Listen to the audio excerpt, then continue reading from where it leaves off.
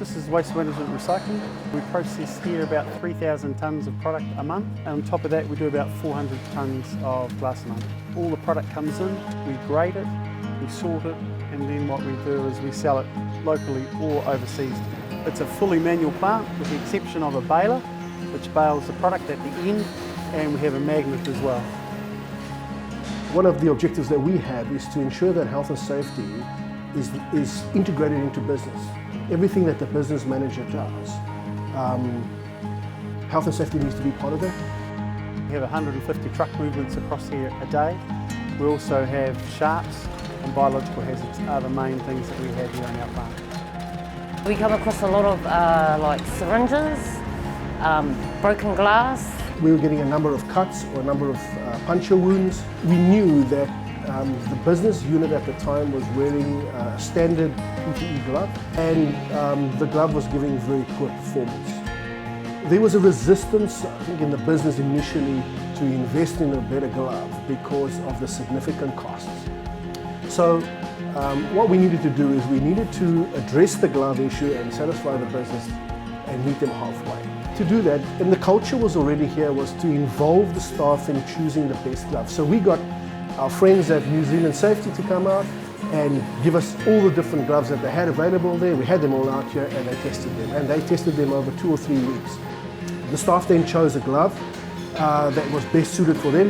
In the past, there was a culture of just chucking gloves away. We needed to change that. And so there was an agreement, everybody will get the new gloves, but we need to go over to a system where the gloves need to be reused. So we bought a washing machine, and we could demonstrate to the business that by buying the washing machine, using the gloves and reusing them would actually work out cheaper. From the business perspective, they were saving money.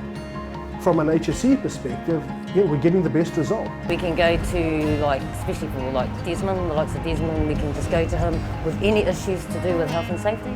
I have an open door policy in my office, so anyone can come in and talk to me about anything.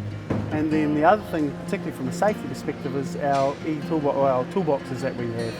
And basically what happens is we put the message out there to the staff that we want to do on a particular subject, and then what we do is we go round the room individually and then give the person an opportunity, or people the opportunity, to talk about health and safety in general. The beauty of that is there's no consequence. It's just an interaction where people can feel safe bringing stuff up. Because 50% of our workers are Samoans.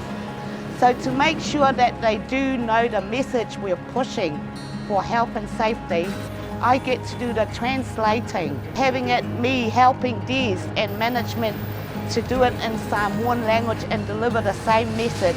So that means everyone, like the other 50%, plus the Samoan, will know exactly the same message is being pushed through to everyone. The benefits of the e-toolbox are amazing in that not only can you address the key messages at the time when you're doing the toolbox, but we've now started to build a library, both in English and in Samoan. So any new staff coming through our gate, long before they ever go into the factory, they can get an excellent idea of the risks that are out there based on our top 12 risks and the controls in place to mitigate them. If I see anything unsafe in the factory or anywhere, I will go and approach that person. Everyone is equal here. I was up on the line last week. I saw a bit of contamination going across the line. I was doing an audit. I went to go pick it up with my bare hands, and my staff said, "Boy, what do you think you're doing?" The biggest improvement I've seen so far is delivering and people following our health and safety message. What they do potentially has an impact not only on work, but their home lives, their loved ones, and look, they want to come to work and be safe. I want to make sure they're safe. So does everyone else, and their colleagues alike. I mean, we haven't turned over any staff here in about the last 4 years, so there is a really family-orientated workplace here. It's not the best environment to work in, without a doubt, but with all the resources we've got, we want to make sure that they're looked after.